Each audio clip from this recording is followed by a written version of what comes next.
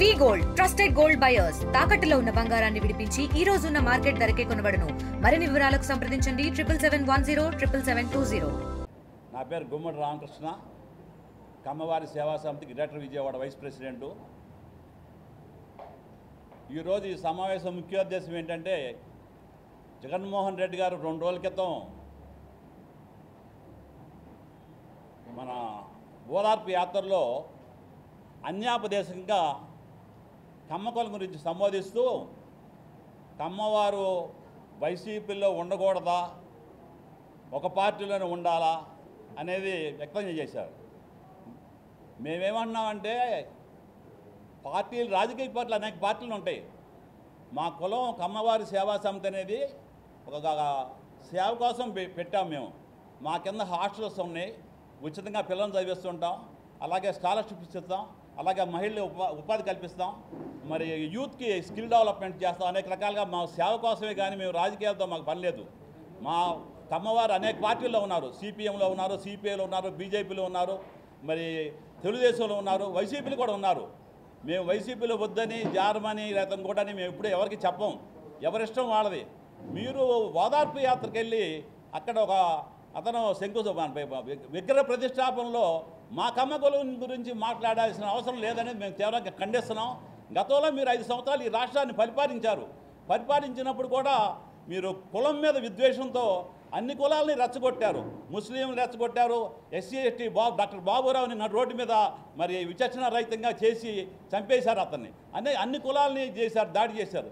మా కులం గురించి మేము మాట్లాడుతున్నాం. ఈ రాష్ట్రం పుట్టిన కాడి నుంచి 60 సంవత్సరాల్లో కృష్ణా గుంటూరు జిల్లా నుంచి ఒక మంత్రి, గుంటూరు జిల్లా నుంచి ఒక మంత్రి, అట్లాగే రాయలసీమ నుంచి ఒక మంత్రి, 3 మంత్రులు ఉండేవారు. మీరు వచ్చిన తర్వాత ఒక మంత్రి ఇచ్చి ఆ మంత్రి కూడా 1 సంవత్సరం 2 ఏళ్ళ నుంచి తీశారు. మీకు కావాల్సినటువంటి పనులన్నీ కూడా మీరు చెప్పారు, 4 పేర్లు చెప్పారు, కొడాలి నాని అని, రఘురాం అని, ఇంకొకళ్ళని. మేమేమన్నామంటే, వాళ్ళు కూడా మీరు మా కులం మీద అంటే మా ఏళ్ళతోటి మా కులాన్ని నరికే విధంగా చేశారు, వాళ్ళని తిట్టించారు మా చేత. మరి కారణంగా కొడాలి నాని కానీ లేకపోతే వంశీ కానీ, మరి రాష్ట్ర ముఖ్యమంత్రి భార్య భువనేశ్వర్ గారు ఆవిడ ఏం చేసింది? ఆవిడ ఎప్పుడైనా ప్రత్యక్ష రాజకీయాల్లోకి వచ్చిందా? ఎవరినన్నా నిందించిందా? ఎవరి గురించి అయినా మాట్లాడిందా? ఆవిడ గురించి అసెంబ్లీలో ప్రస్తావించారు. మరి అట్లాగే బయట కూడా మరి కొడాలి నాని కానీ వంశీ కానీ వీళ్ళందరూ కూడా మరి అనేక రకాలుగా మాట్లాడారు. చాలా తప్పది. ఎప్పుడు చెప్తున్నాం మీరు గురించి కులం ప్రస్తావన చేయమాకండి. మీరు రాజకీయాలు మాట్లాడుకుంటే మా కులం గురించి మాట్లాడాల్సిన అవసరం మీకు లేదు. మళ్ళీ చెప్తున్నాం, మీరు పరిపాలించినప్పుడు మరి ఏబి వెంకటేశ్వరరావు నిజాయితీ గల ఆఫీసరు 5 సంవత్సరాలు ఆయన్ని దూరంగా పెట్టారు సర్వీస్కి. అట్లాగే రమేష్ కుమార్ ఐఏఎస్ ఆఫీసరు ఆయన ఎలక్షన్ కమిషన్ ప్రెసిడెంట్గా ఉంటే ఎన్నికలు పెడితే దాని మీద బోర్డులను దూషించి కమ్మ కమిషన్ అన్నారు. అట్లా ఉంటుంది, అక్కడ కమ్మ కమిషన్ ఉంటుందా? అట్లాగే అమరావతిని కమరావతి అన్నారు. అమరావతిని ద్వేషించి మీరు మాట్లాడుకున్న తెలివితేటలుగా మీ మంత్రులతోటి మరి మీ వంది మాగలతోటి కూడా అనేక రకాలుగా దూషించి అమరావతిని 5 సంవత్సరాలు నిర్వీర్యం చేశారు. ఇవాళ మొదల నుంచి కట్టుకోవాల్సి వస్తుంది. 10 సంవత్సరాలు అయిపోయింది. ఇచ్చిన రైతులు బాధపడుతున్నారు. మరి 5 సంవత్సరాల్లో డెవలప్మెంట్ అయింది. ఫస్ట్ 5 సంవత్సరాలు, తర్వాత 5 సంవత్సరాలు మీ టైంలో రాష్ట్రం అంతా ఇదైపోయింది. అప్పుడు మీరున్నప్పుడు మతాలు కులాలు విద్వేషం చెలగొట్టి మరి మిమ్మల్ని నమ్ముకుని వాళ్ళ ఆ నాగమల్లి చనిపోయాడంటే మీ వల్లే చనిపోయాడు. మీరు ఆ రోజున 175 వస్తాయని చెప్పారు. 11 సీట్లు వచ్చినాయి. ఏంటి మరి 175 వస్తాయంటే అందరూ 100 వస్తాయి, 120 వస్తాయని పందాలు కట్టారు. అతను కూడా అలా పందాలు కట్టి నష్టపోయి మరి మీ కారణం వలన చాలామంది కట్టారు. మీ వాళ్ళు కూడా రెడ్లు అనేక వర్గాలు కట్టారు, పందాలు కట్టి నష్టపోయారు మిమ్మల్ని నమ్ముకుని. అందుకని ఇప్పుడు కూడా అట్లా చేయమాకండి, విద్వేషాలు రెచ్చగొట్టమాకండి, రాజకీయాలు మాట్లాడుకోండి, రాజకీయాల విధానాలు మాట్లాడండి. అప్పుడు మీరు మళ్ళీ అధికారంలోకి వస్తారన్నారు 2029లో. మీరు మళ్ళీ రావాలంటే ఇప్పుడు ఇంతకుముందు చేసిన విధ్వంసాన్ని ప్రజలు భయపడిపోతున్నారు. అసలు మీ పేరు చెబితేనే భయపడిపోతున్నారు. ఇంకా మళ్ళీ అధికారంలో రావడం అనేది కల్లా. మరి వస్తే అది వేరే విషయం. ప్రజలు మనల్ని పొందితే వస్తారు. మీరు ప్రజలు మనల్ని పొందుకోకుండా అన్ని వర్గాల ప్రజల్ని ద్వేషించి వాళ్ళు ఇచ్చేసి కత్తులు చూపి మనం ఓదార్పు పేతకి వెళ్ళినప్పుడు కత్తులు కటారులు చూపించారు, మన నరికేస్తామన్నారు. నరికేసినప్పుడు ఆ మాటలు మీరు ఖండించాలి. ఎందుకు ఖండించాలా? ఇప్పుడు అడుగుతున్నాం మేమంతా కూడా. మీరు సంతోషపడుతున్నారు ఆ మాట మాట్లాడితే. ఆ మాట్లాడే వ్యక్తిని మీద పిలిచి మందలించేలా మాట్లాడుకోవాలని చెప్పాల్సింది పోయి మీరే సభావేదికగా ఇచ్చేస్తారు. అట్లాగే అసెంబ్లీలో మరి భువనేశ్వర్ గారిని చెప్తే మీరు నవ్వుకుంటున్నారు పక్కన. అది సభ్యత? అది అడుగుతున్నాం. అందుకని మీరు ఇప్పుడైనా మార్చుకోండి, మీ విధానాలను మార్చుకోండి. మళ్ళీ అధికారంలో రావాలంటే మంచి పనులు చేయండి. ప్రతిపక్ష పార్టీగా మీ ధర్మాన్ని నిర్వర్తించండి. అసలు అసెంబ్లీలోకి రారు, ఓదార్పు యాత్ర అంటారు, ప్రజలు రెచ్చగొడతారు. అట్లా మీరు రాలేరు, మీరు ఎప్పుడు రాలేరు అధికారంలోకి. మళ్ళీ చెప్తున్నా, ఒకవేళ ఏదన్నా ఈ పార్టీ మీద అసంతృప్తి ఉండి, తెలుగుదేశం మీద అసంతృప్తి ఉండి మీకు ఓటేస్తారనుకుంటారు. ప్రజలు అట్లా అయ్యారు, మంచితనంగా వేస్తారు. మీరు ఈ పార్టీ వాళ్ళు 164 సీట్లు వచ్చినాయంటే మరి మీ మీద కూడా ప్రజలు వ్యతిరేకత ఉండబట్టే జగన్ని వ్యతిరేకించి ఈ పార్టీకి అంతా అండగట్టారు. పార్టీ బాబు గారి పరిపాలన కావాలని కొంతమంది, అలాగే మరి పవన్ కళ్యాణ్ కావాలని కొంతమంది, బీజేపీ అధికారంలో రావాలని కొంతమంది, 3 పార్టీ కలవటం వల్ల కూటమి అద్భుత విజయాన్ని సాధించింది. మళ్ళీ కూడా రేపు కూడా మరి ఈ రకంగా మీరుంటే మిమ్మల్ని ప్రజలు తిరస్కరించరు. 124 175 సీట్లు కూడా రేపు పొగడకు వస్తాయి. అందుకని నేను చెప్తున్నా, మీరు విధానాలు మార్చుకోవాలి. మీరు పరిశీలన చేసుకోవట్లా, పునఃపరిశీలన చేయండి. మీరు ఇంకా పాత విధానాల్లో ఉంటున్నారు, పాత పద్ధతుల్లో ఉంటున్నారు. ఇంకా మత విద్వేషాలు, కులాలు, మతాలు రెచ్చగొడతారు. మా కులం గురించి మాట్లాడాల్సిన అవసరం మీకేంటి? కమ్మ గురించి ప్రస్తావన చేయాల్సిన అవసరం ఏంటి? మీరు వెళ్ళింది ఒక ఓదార్పు యాత్రకి వెళ్ళారు. ఓదార్చండి, అతనితో మాట్లాడండి. ఏదైనా అవసరమైతే 1,00,000 ఇవ్వండి. కానీ మా కులం గురించి ఎప్పుడు కూడా ఈ రాబోయే కాలంలో కూడా చెప్తున్నాం. ఎప్పుడు కూడా ఎవరైనా సరే మేము చెబుతున్నాం. తర్వాత మీరు మాట్లాడారు తెలుగుదేశం పార్టీకి ఈ కులం దాసోహం అని. మేము దాసోహం ఎవరు కాదు, ఎవరి అభిప్రాయాలు ఆడుకుంటే మాట్లాడుకుంటారు. రాజకీయాలు వేరు, ఆ రాజకీయాలు అనే విషయమే ఉంటాయి. తర్వాత రాజకీయాలు ఉండవు. అందరూ కలిసి ఉంటాం సోదరభావంతో. మా కులం ఈ రాష్ట్రంలో అనేక సేవలు చేసింది. ఎన్జీ రంగం కాడి నుంచి ఈ రాష్ట్రంలో స్వాతంత్ర పోరాటం కూడా మా కులం ముందుంది. అన్ని వర్గాలు కలుపుకుపోతాం. మేము ఎవరికీ ద్వేషించం, అందరితో బాయ్ అంటాం. ఇక రాబోయే కాలంలో కూడా మేము నాయకత్వంలో అంతకుముందు గతంలో అన్నగారు పరిపాలించారు. అలాగే ఈ గతంలో అనేక మంది రెడ్డి కులస్తులు కూడా పరిపాలించారు, బ్రహ్మాండంగా పరిపాలించారు. ఈ రాష్ట్రంలో 71 నుంచి పివి నరసింహారావు గవర్నమెంట్ కానికి 13 మంది ముఖ్యమంత్రులు చూసా. ఏ ముఖ్యమంత్రి కూడా మీలాగా కులం మీద దాడి చేయలా, కులాన్ని టార్గెట్ చేయాల. మీరు టార్గెట్ చేశారు, అందుకని మీరు ఓడిపోయారు. మీకు ఆ విషయం తెలియదు. మీరు మార్చుకోండి, పద్ధతులు మార్చుకోండి. ఏ కులాన్ని ద్వేషించమాకండి, అందరినీ సోదరభావంతో చూడండి. మొత్తం అన్ని మతాలని గౌరవించండి. ఈ రాష్ట్రంలో అనేక మతాలు, అనేక కులాలు ఉంటాయి, అందరినీ గౌరవించండి. మీరు మళ్ళీ రావాలంటే అటువంటి పద్ధతులు మార్చుకొని చేయగలిగితే మీరు వస్తారు. కానీ మనుషులను టార్గెట్ చేసి, కులాలను టార్గెట్ చేసి ఎలా చేస్తే రాజకీయం వస్తామనుకోవటం, భయభ్రాంతులు గురి చేస్తే ప్రజలపై భయభ్రాంతులకు ఎవరు భయపడరు. ఇక్కడ దీనికి ఎవరో ఇది ఎవరో మళ్ళీ మీరు ముందు కూడా చేశారు. ఎలక్షన్లు కూడా వాళ్ళంత భయభ్రాంతులు చేశారు. మరి అక్కడ ఆ కాన్స్టిట్యున్సీలో పెట్టెత్తుకు వెళ్ళిపోయారు. ఏది పల్నాడు దేశంలో అయినా కూడా ప్రజలు లెక్క చేయాల, బ్రహ్మాండంగా ఇచ్చేశారు. అందుకని మేము చెప్పేది ఏంటంటే, మీకు మరొకసారి చెప్తున్నాను, మీరు కుల ప్రస్తావన తీసుకురామాకండి. ఏ కులం గురించి మాట్లాడమాకండి. అన్ని కులాలు బాగుండాలి ఈ రాష్ట్రంలో. అన్ని కులాలు ఉంటేనే, అందరూ గౌరవిస్తేనే మీకు 45 సీట్లు 45% 50% వస్తేనే మీకు గెలుస్తారు. అంతేగాని మీ కులం ఒకటి వేస్తాను లేదా మా కులం ఒకటి వేస్తాను ఏ రాష్ట్రంలో గెలవదు. ఏ కులాల ప్రాతిపదికన ఏ రాష్ట్రంలో ఈ పార్టీ గెలవదు. అన్ని కులాలు వేయాలి, అందరితో బాగుండాలి. అప్పుడే సస్యశ్యామలంగా ఉంటుంది. మంచిని పెంచండి ఈ రాష్ట్రంలో. ప్రతిపక్ష నాయకుడిగా మీ బాధ్యత, కొంత బాధ్యత ఉంది. అసెంబ్లీకి రాకోకుండా పారిపోయి ఎప్పుడో ఒకసారి ఓదార్పు పెట్టి అది కూడా విధ్వంసం సృష్టిస్తే అది చాలా కరెక్ట్ కాదు. మేము ఈ రాష్ట్ర మంత్రి ప్రభుత్వానికి కూడా చెబుతున్నాం. ఇటువంటి మీరు అమ్మటే మరి ఒక్కొక్కటి పేరుతో అణచివేయాలని చెప్పి ప్రభుత్వానికి కూడా విజ్ఞప్తి చేస్తున్నాం. మీరు లా అండ్ ఆర్డర్ కాపాడాలి ఈ ఉన్న ప్రభుత్వం ఏది కూడా అని చెప్తూ సెలవు తీసుకుంటున్నాను. మీడియా ప్రతినిధులందరికీ కూడా కమ్మవారి సేవా సమితి గుంటూరు తరపున ప్రతి ఒక్కరికి కూడా హృదయపూర్వక నమస్కారాలు తెలియజేస్తూ, నేను పువ్వాడ సుధాకర్ రావుని, కమ్మ సేవా సమితి అధికార ప్రతినిధి. ఇది నిన్న జరిగినటువంటి మాజీ ముఖ్యమంత్రి జగన్మోహన్ రెడ్డి గారు తన యొక్క రాజకీయ పర్యటనలో భాగంగా అక్కడ రాజకీయాల గురించి మాట్లాడటంలో అది మీ ఇష్టం. ఒక రాజకీయ పార్టీ నాయకుడిగా రాజకీయాలు మాట్లాడవచ్చు. కానీ ఒక కుల ప్రస్తావన తీసుకొచ్చి సమాజంలో కులాల మీద, మతాల మధ్య ఒక విద్వేషాన్ని సృష్టించేటువంటి నైజాన్ని ఇప్పటికీ విడనాడకపోవటం చాలా దురదృష్టకరం. దీనిని కమ్మ గ్లోబల్ ఫెడరేషన్ తరఫున, కమ్మ సేవా సమితి గుంటూరు, విజయవాడ చాప్టర్ల అందరి తరఫున, వివిధ కమ్మ సంఘాలందరి తరఫున కూడా తీవ్రంగా ఖండిస్తున్నాం. ఎందుకంటే మీలో వైఖరి మారలేదు. గత పరిపాలన కాలంలో కూడా కమ్మ విద్వేషంగా, అంటే ఒక కులాన్ని టార్గెట్ చేస్తూ ప్రజల మధ్య కమ్మ ద్వేషాన్ని సృష్టిస్తూ ఏ విధంగా పరిపాలన చేశారో అనేక ఉదంతాలు ఉన్నాయి. దాంట్లో చాలా ప్రధానమైనటువంటిది అమరావతి రాజధానిని ధ్వంసం చేయడానికి మొట్టమొదటిగా మీరు చేసినటువంటి ఆరోపణ అమరావతి రాజధాని అనేది ఒక కమ్మ రాజధానిగా. అంటే నిజంగా మీకు కమ్మ కులస్తులు అభివృద్ధిలోకి ముందుకు రాకూడదు, కమ్మ కులస్తుల్ని ప్రజలందరినీ కూడా కమ్మ కులస్తుల మీద అవాకులు చవాకులు పేలుతూ ప్రజలందరి చేత వీళ్ళ మీద ఒక విద్వేషాన్ని సృష్టించాలి అనేటువంటి మీ నైజం ఎప్పటికీ ప్రజా ఆమోదయోగ్యం కాదు అని తెలియజేయడానికే 2024లో జరిగినటువంటి ఎన్నికల ఫలితాలు. అంటే ఒక కులాన్ని దూషిస్తే కమ్మవారి గురించి మీకేం తెలుసు జగన్మోహన్ రెడ్డి గారు? కమ్మవారి చరిత్ర ఒకరోజు చదువుకుంటే కమ్మవారి ఏ విధంగా ఈ సమాజ అభివృద్ధికి దోహదం చేశారో నీకు తెలుస్తూ ఉంటుంది. కమ్మవారు ఈ యొక్క సామాజిక అభివృద్ధితో పాటు ఈ రాష్ట్రం యొక్క ఆర్థిక అభివృద్ధికి ముఖ్యంగా తెలుగువారిగా ప్రసిద్ధి చెందడానికి కారకులు కమ్మవారు అనేక సామాజిక దాతృత్వ కార్యక్రమాలతో ఏ విధంగా సమాజంలో ముందడుగు వేస్తూ ఉన్నారో ఒక్కసారి అర్థం చేసుకోండి. అటువంటి కులాన్ని ప్రోత్సహించాల్సింది పోయి నువ్వు ఆ కులం మీద విధ్వంసం సృష్టించి నువ్వు రాజకీయాలను నడపాలనుకుంటున్నావు. నీ రాజకీయాలు చెల్లవు. నువ్వు ఒక డిఎస్పీలు మార్పు చేస్తే, డిఎస్పీల్లో ట్రాన్స్ఫర్స్ ఇస్తే, ప్రమోషన్స్ ఇస్తే దానికి కమ్మ కులాన్ని ఆపాదిస్తావు. అన్ని అభూత కల్పనలతో, అవాస్తవాలతో. నువ్వు కమ్మ కులానికి చెప్పినటువంటి దాన్ని కమ్మ కులానికి ఆపాదించి నువ్వు కామెంట్లు చేసి దేశాన్ని సృష్టించినటువంటి ఏ ఒక్క అంశంలో అయినా నీకు సవాలు విసురుతున్నాం.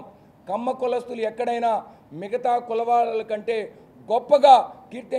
గొప్పగా పదవులు పొందినటువంటి చరిత్ర ఈ యొక్క ఆంధ్రప్రదేశ్లో లేదు. డిఎస్పీలు అనేది ఒక అబద్ధం. అదేవిధంగా ఎలక్షన్ కమిషన్ తీసుకునేటువంటి నిర్ణయాలకి దానికి ఒక పద్ధతి, ఒక విధానం ఉంటుంది. దానికి నువ్వు కమ్మ కులాన్ని ఆపాదిస్తావు. ప్రతిదీ ఎక్కడ మాట్లాడినా, ఏ వ్యక్తి మాట్లాడినా, వ్యవస్థ మీద నిన్ను ప్రశ్నిస్తే దాన్ని కమ్మ కులాన్ని ఆపాదిస్తూ ఉంటావు. కమ్మ కులస్తులు సమాజంలో మిగతా కులాల వాళ్ళు ఏ విధంగా అయితే ఉంటారో వారితో ఎటువంటి భేదాభిప్రాయాలు లేకుండా కమ్మ కులంలోనే ఉంది. ప్రతి ఒక్క కులాన్ని ఆప్యాయంగా చేరదీసి వారితో కలిసి సమానంగా అభివృద్ధి చెందాలని కమ్మ కులస్తులు భావిస్తూ ఉంటారు. గతంలో పాలకుల్లో చేసినప్పుడైనా ఏ ఒక్క నీకంటే ముందు అనేక మంది రెడ్డి ముఖ్యమంత్రులు ఈ రాష్ట్రాన్ని పరిపాలించారు. వారి పరిపాలనా కాలంలో ఎక్కడైనా కమ్మ కులం గురించి, కమ్మ ద్వేషంగా ఆ రెడ్డి కులస్తులైనటువంటి వారు ఎప్పుడైనా మాట్లాడారా? నువ్వు ఒక్కలే.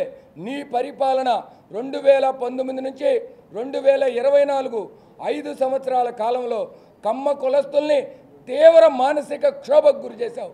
కమ్మ కులం అని చెప్పుకోవడానికి భయపడే విధంగా నీ యొక్క అరాచక పరిపాలనని కొనసాగించావు. కమ్మ కులస్తుల మీద ఏదైతే అన్ని రాజకీయ పార్టీల్లో ఉంటారు, కులానికి రాజకీయ పార్టీలకి సంబంధం లేదు.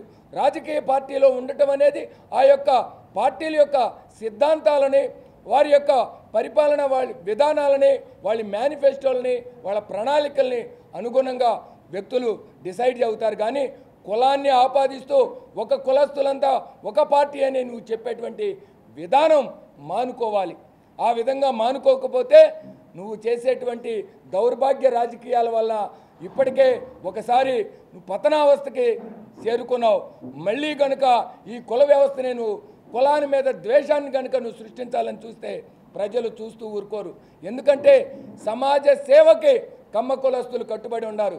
సమాజ సేవ కోసం అనేక కార్యక్రమాలు ప్రభుత్వం మీద ఆధారపడకుండా, ప్రభుత్వం పట్టించుకోకపోతే, ప్రభుత్వాలు ఈ యొక్క కమ్మ కులంలో ఉన్నటువంటి పేదవాళ్ళ గురించి ఆలోచన చేయకపోతే కమ్మ సేవా సమితులు, గ్లోబల్ కమ్మ ఫౌండేషను, అనేకమైనటువంటి కమ్మ సంఘాలు ఏర్పడి కమ్మలో ఉన్నటువంటి పేదవారికి తినడానికి తిండి లేకపోతే, వాళ్ళ బిడ్డలను చదివించుకోవడానికి తాహత లేకపోతే ఆ బాధ్యతని కమ్మ సేవా సమితి తీసుకొని ప్రభుత్వం చేయాల్సినటువంటి బాధ్యత ప్రభుత్వాలు విస్మరిస్తే దానిని తీసుకొని సమాజ సేవలో ముందుకు వెళ్తూ ఉన్నాం.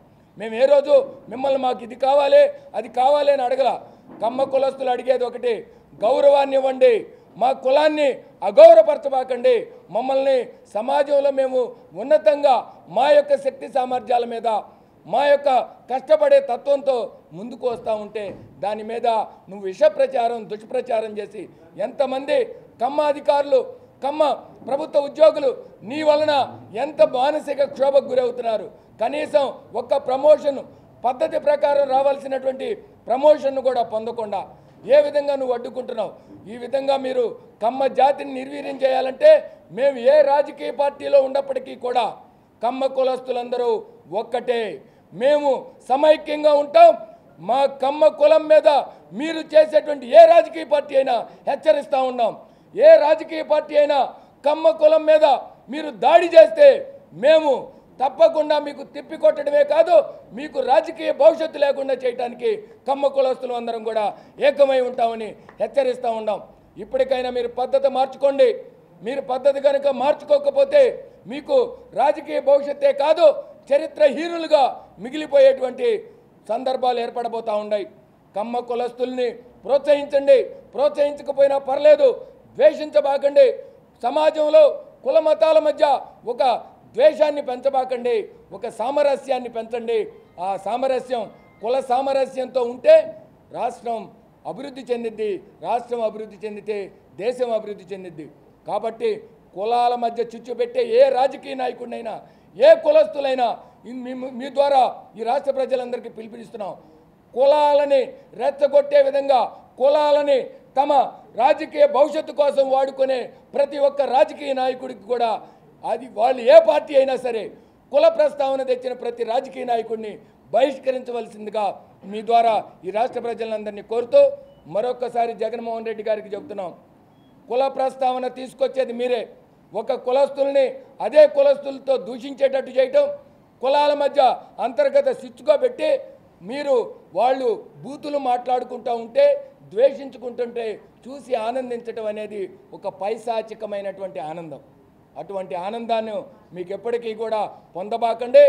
మీరు మొత్తం కూడా మీ రాజకీయ పరిజ్ఞానంతో మీ సిద్ధాంతాల మీద మీ యొక్క వ్యవస్థల మీద చేసేటువంటి ప్రభుత్వం చేసేటువంటి పనుల మీద మీరు పోరాడండి.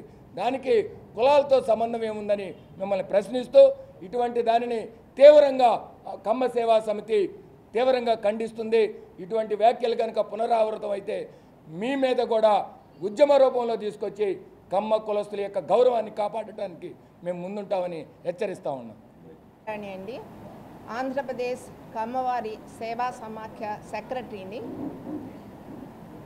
వేదికను అలంకరించినటువంటి పెద్దలకి, అట్లాగే వివిధ కంబ సంఘాల నుంచి వచ్చినటువంటి ప్రతినిధులకి, అలాగే మీడియా ప్రతినిధులకి అందరికీ కూడా నా నమస్కారాలు తెలియజేస్తున్నాను. మనం ఈరోజు ఇక్కడ జగన్ చేసేటువంటి అరాచకాలు, పరామర్శల ముసుగులో అతను చేస్తున్నటువంటి ఈ ప్లే కార్డులు కానీ లేకపోతే ఆయన వ్యాఖ్యలు కానీ ఇవన్నీ మొన్న జరిగినటువంటి రెంటపాళ్ళలో జరిగినటువంటి ఈ విచిత్రమైనటువంటి ఆయన వ్యాఖ్యలు ఇవన్నీ కూడా మనం ఖండించడానికి ఇక్కడ సమావేశం అవడం జరిగింది.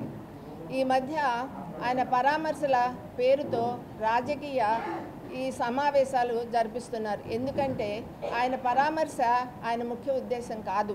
ఈ ప్రజల్ని రెచ్చగొట్టడం, తర్వాత ఈ పోలీసులు మన ఎంతమంది వెళ్ళొచ్చు అనేది వాళ్ళు చెప్పినా కానీ వాళ్ళ మాటల్ని లెక్క చేయకుండా వందల వేల ఈ కార్యకర్తల్ని పోగు చేసుకోవటం, అక్కడ ఏదో ఒక గొడవ చేయటం, ప్రభుత్వానికి ఇబ్బందులు, అలాగే పోలీసు వాళ్ళకి ఇబ్బందులు కలిగించడం, ఈ ప్రజా జీవితం సరిగ్గా జరగకుండా అస్తవ్యస్త పాలు చేయటం ఇవన్నీ జరుగుతున్నాయి. ఈ మధ్య ఇలాంటి సంఘటనలన్నీ కూడా చాలా జరిగినాయి, ఇంకా ఎక్కువగా జరుగుతున్నాయి. కాబట్టి వీటి గురించి మనం ఒకసారి మాట్లాడుకుని ఏం చెయ్యాలి, మన కమ్మ కులస్తులందరినీ అవమానించడం జరుగుతుంది. కాబట్టి మన కమ్మ కులస్తులు, కమ్మ సంఘాలు ఇవన్నీ కూడా మాట్లాడుకుని ఫ్యూచర్లో మనం ఏం చేయాలి, ఏ విధంగా వీటన్నిటినీ తిప్పి కొట్టాలి అనేది ఆలోచన చేయాలి. మన సమావేశాలు పెట్టుకోవటం, ఈ విధంగా మాట్లాడుకోవటం వలన మనకేమీ జరగదు. మనం ఏం చేయాలి, అతను ఏ విధంగా తిప్పి కొట్టాలి అనేది ముఖ్యంగా అందరూ మాట్లాడుకుని, కమ్మ సంఘాలు అందరూ మాట్లాడుకుని చేయాల్సినటువంటి అవసరం ఉంది. ఫర్ ఎగ్జాంపుల్, మొన్న 18వ తారీఖు మొన్న గురువారం రెంటపాళ్లలో నాగమల్లేశ్వరరావు అనేటువంటి ఉప సర్పంచ్ ఎప్పుడో సంవత్సరం క్రితం చనిపోయారు. ఆయన విగ్రహం ప్రతిష్టాపన చేయటం, తర్వాత ఆ కుటుంబాన్ని పరామర్శించడం కోసం ఆయన రెంటపాళ్ళు వెళ్ళడం జరిగింది. దానిలో తప్పు లేదు, పరామర్శించవచ్చు. కానీ గోండాలు, తర్వాత వైపాక కార్యకర్తలు జుగుప్సాకరమైనటువంటి ప్లకార్డుని ప్రదర్శిస్తూ భాష కూడా విపరీతమైనటువంటి భాషన ఉన్నటువంటి ప్లకార్డుని డైరెక్ట్గా వాళ్ళు అందరూ కూడా ప్రదర్శించడం జరిగింది. ఫర్ ఎగ్జాంపుల్ 2029లో మళ్ళీ వాళ్ళ ప్రభుత్వం వైకాపా ప్రభుత్వం వస్తుందంట. రాగానే వాళ్ళు గంగానమ్మ తల్లి గుడిలో ఏ విధంగా అయితే కనుక తలలు నరుకుతారో అలాగే ఈ తెలుగుదేశం పార్టీ వాళ్ళందరినీ కూడా నరుకుతాము, ఎవరు వచ్చినా కానీ నరుకుతాము, రఫా రఫా అంట నరుకుతాము అనేది ఎంత విచిత్రమైనటువంటి, అంటే వాళ్ళకి అసలు భయం లేదు. వాళ్ళకి అసలు ఏ విధంగా మాట్లాడుతున్నాము, ప్రజలు ఇవన్నీ కూడా చూస్తున్నారు, గమనిస్తున్నారు. అందరూ కూడా ఈ మధ్య మీడియాలో అందరూ కూడా చాలా ప్రవేశం ఉంది, అన్నీ చూస్తున్నారు. అయినప్పటికీ కూడా ఇటువంటి భాష వాడి ఈ విధంగా ప్రజల్ని రెచ్చగొడుతున్నా వాళ్ళు ఇంకా మేమే వస్తాము 2029లో అని వాళ్ళ అభిప్రాయానికి, వాళ్ళ ఆలోచనకి మనం చాలా ఆశ్చర్యపోవలసి వస్తుంది. ఇప్పటికే 11 సీట్లు ఇచ్చారు. ఈసారి అసలు 1-2 సీట్లు కూడా రావు అన్నట్టుగా రావు అని మనం అనుకుంటున్నాం. కానీ వాళ్ళు మేమే గెలుస్తాము, రాగానే అందరినీ జైల్లో పెడతాము, అందరినీ నరుకుతాము, అడ్డొచ్చిన వాళ్ళందరినీ కొట్టేస్తాము. అట్లాగే జగన్ అయితే కనుక ఐఆమ్ డిక్లేరింగ్ ద వార్ 2.0 అని కూడా ప్లకార్డులు పెట్టడం జరిగింది. ఇవన్నీ కూడా అసలు ఎందుకు చేస్తున్నారు, ఎందుకు ఇలా రెచ్చిపోతున్నారు ఈ మధ్య అనేది మనం ఆలోచించుకోవాలి. మనకి తట్టినటువంటి అభిప్రాయం ఏంటంటే మన అమరావతి అభివృద్ధి చెందుతుంది, పోలవరం అభివృద్ధి చెందుతుంది, మన సెంట్రల్ నుంచి బోల్డెన్ ఫండ్స్ వస్తున్నాయి మనకి, అవన్నీ అభివృద్ధి చెందితే కనుక తను గెలవడు అని ప్రజలు మారిపోతారు. అలాగే ఇవన్నీ మనకి చాలా ఇండస్ట్రీస్ అవన్నీ కూడా వస్తున్నాయి.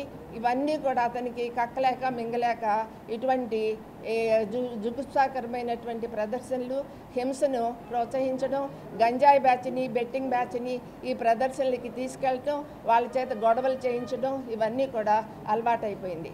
ఆ అలవాటుగా కమ్మ జాతి మీద, కమ్మ కులం మీద విపరీతమైనటువంటి ఆయనకి సదభిప్రాయం లేదు, విపరీతంగా అవమానిస్తున్నారు ఈ మధ్య.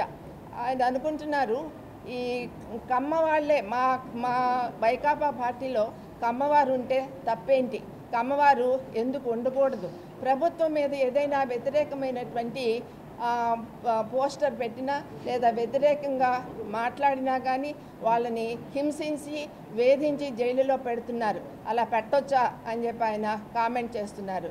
అలాగే మన మాజీ మంత్రి కొడాలి నాని, అట్లాగే మాజీ ఎమ్మెల్యే వల్లభనేని వంశీ, వీళ్ళందరినీ కూడా వాళ్ళు ఏం తప్పు చేశారని చెప్పి వాళ్ళని హింసిస్తున్నారు, వేధిస్తున్నారు అని చెప్పి ఆయన ప్రశ్నిస్తున్నారు.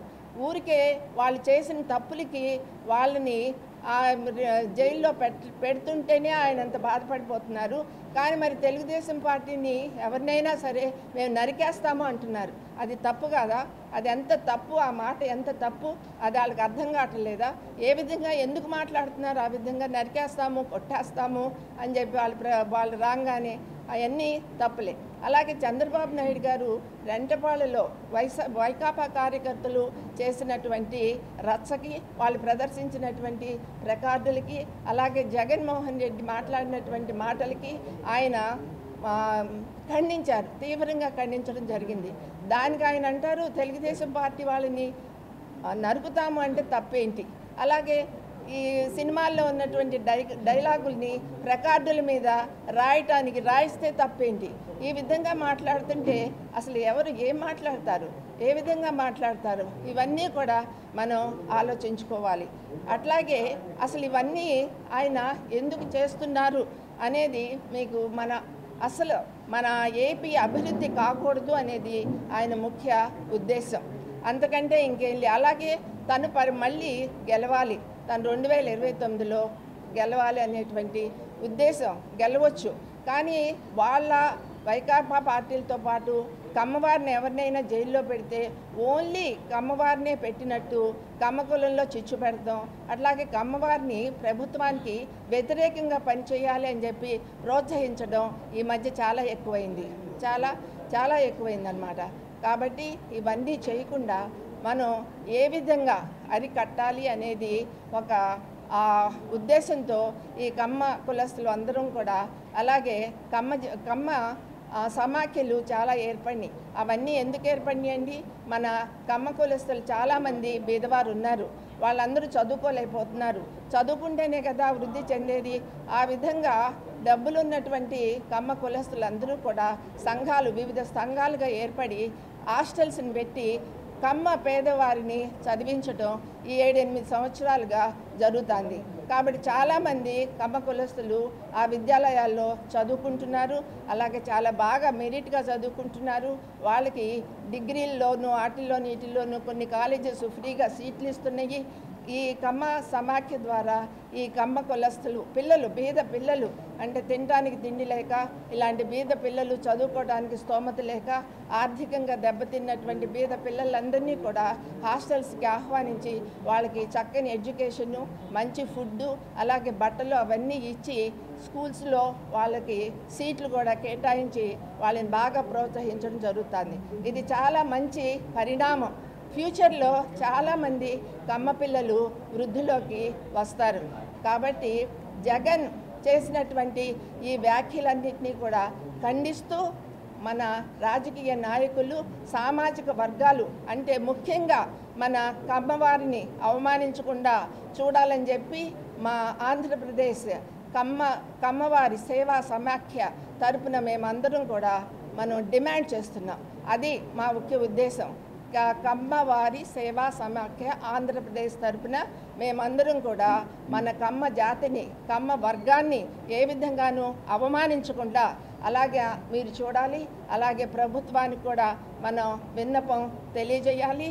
మనందరం కూడా కమ్మ కులస్తులు అందరం కూడా ఏకమవ్వాలి.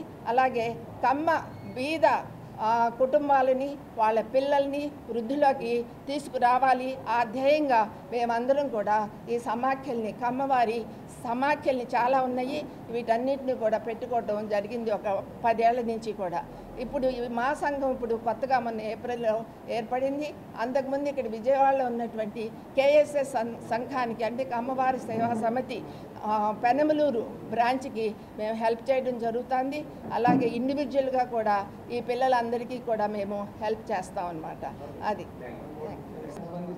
నమస్కారం అండి. నా పేరు ముత్తవరపు రామకృష్ణ, కమ్మ గ్లోబల్ ఫెడరేషన్ తరఫున మాట్లాడుతున్నాను అండి.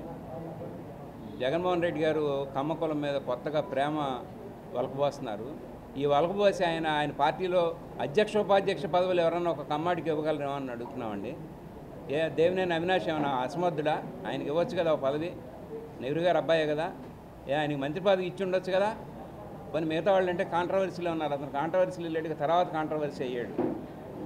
కమ్మవారు అబ్బాయి చౌదరి ఉన్నాడు, ఆయనకి ఇవ్వచ్చు కదా. తలసిల రఘురామ్ ఉన్నాడు అబ్బాయి, ఆయనకి ఇవ్వచ్చు కదా. ఆయనకి ఎవరికి మంత్రి పదవి ఇవ్వాలా? భారతదేశానికి స్వాతంత్రం వచ్చిన తర్వాత మంత్రి పదవి కమ్మవారి మంత్రి పదవిలో లేనటువంటి సందర్భం నీ ప్రభుత్వంలో జరిగింది. ఆ రోజున ఏమైంది ఈ ప్రేమ? ఇవాళ కొత్తగా మా మీద ప్రేమ వాళ్ళకపోయటానికి మాకు రాజకీయాలతో సంబంధం లేదు. మీరు అందరినీ సమానంగా చూడండి, గౌరవించండి. ధన్యవాదాలు.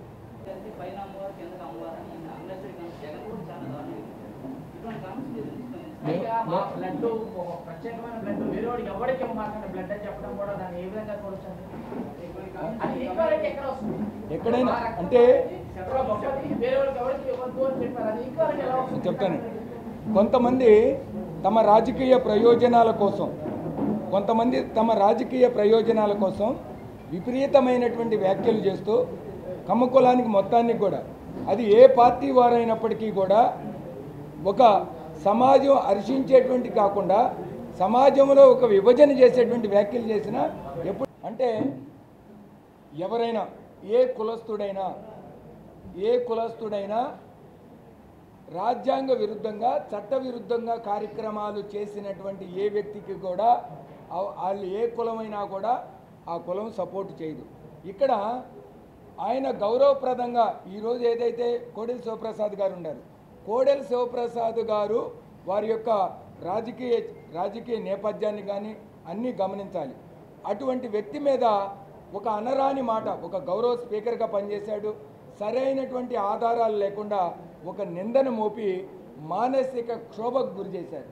అంటే అంత మంచి రాజకీయ నేపథ్యం ఉన్నటువంటి వ్యక్తి, చాలా సుదీర్ఘ రాజకీయ నేపథ్యం ఉన్నటువంటి వ్యక్తి ఆత్మహత్యకు పురికొలిపాడు అంటే ఏ విధంగా అవమానించారు, ఏ విధంగా మానసిక క్షోభకు గురి చేశారు, దాన్ని ఖండించాలి. ఇక రెండో వ్యక్తి మీరు చెప్పినటువంటి నాగమల్లేశ్వరరావు ప్రాథమిక సమాచారం ప్రకారం, మణికొండ సమాచారం ప్రకారం అక్కడ ఉన్నటువంటి ఆ జిల్లా, మా జిల్లా పల్నాడు జిల్లా, ఇప్పుడు అది ఒకప్పుడు మా జిల్లానే కాబట్టి ఆ జిల్లాలో ఉండేటువంటి సమాచారాన్ని బట్టి ఏంటంటే ఇక్కడ బెట్టింగులు నిర్వహిస్తూ ఉన్నారు. ఎందుకంటే దాన్ని ఎన్నికల ఫలితాలు వచ్చింది 4వ తారీఖు, గడ్డి మందు దాగింది 5వ తారీఖు. కాబట్టి ఏదో ఒక రాజకీయ పార్టీ ఒత్తిడి చేసే అంత టైం కూడా ఉండదు. కానీ ఆయన బెట్టింగులకు పాల్పడటం వల్ల, అంటే కొంతమంది స్వార్థపూరిత రాజకీయ నాయకులు వాస్తవాలను మభ్యపెట్టి మనమే వస్తున్నామని చెబితే ఆ పార్టీని అతిగా ప్రేమించే వ్యక్తి అవటం వల్ల బెట్టింగులు ఎవరేసినా అది తప్పే, అది సమాజం చట్టవిరుద్ధం. అటువంటి కార్యకలాపాలను ఎవరు చేయటానికి ప్రోత్సహించకూడదు. కానీ అటువంటి బెట్టింగుల్లో అప్పులు పాలయ్యి ఆ అప్పులతో ఆత్మహత్య చేసుకుంటే యాజే ఒక కార్యకర్తగా కుటుంబాన్ని పరామర్శించవచ్చు. కానీ బెట్టింగుల్లో అప్పులు పాలవడానికి ప్రోత్సహించినటువంటి వ్యక్తులు ఎవరు, ఆ వ్యక్తులు అనేది అందరికీ తెలిసినటువంటి విషయమే. మరి వారు చనిపోతే దానిని మీరు ఇందాక అడిగినంటే వాళ్ళిద్దరికంటే నిజంగా నక్కకి నాగలోకానికి ఉన్నందుకు తేడా ఒక రకంగా చెప్తే. ఎందుకంటే ఒక సుదీర్ఘమైన రాజకీయ చరిత్ర ఉన్న వ్యక్తిని కేవలం పార్టీల కోసం తమ యొక్క దానికోసం వాళ్ళని తీవ్రంగా హింసిస్తే కోడెల శివప్రసాద్ గారు మరణించారు, ఆత్మహత్య చేసుకున్నారు. ఈయనైతే ఆర్థిక బాధలు, అప్పులు తాళలేక చట్ట వ్యతిరేక కార్యకలాపాలకు పాల్పడి దాన్ని ఆత్మహత్య చేసుకోవడం జరిగింది. కాబట్టి ఈ రెండింటిని పోల్చవద్దు దయచేసి. ఇండియా పాకిస్తాన్ తాజా అప్డేట్స్ కోసం డౌన్లోడ్ చేసుకోండి RTV లైవ్ యాప్.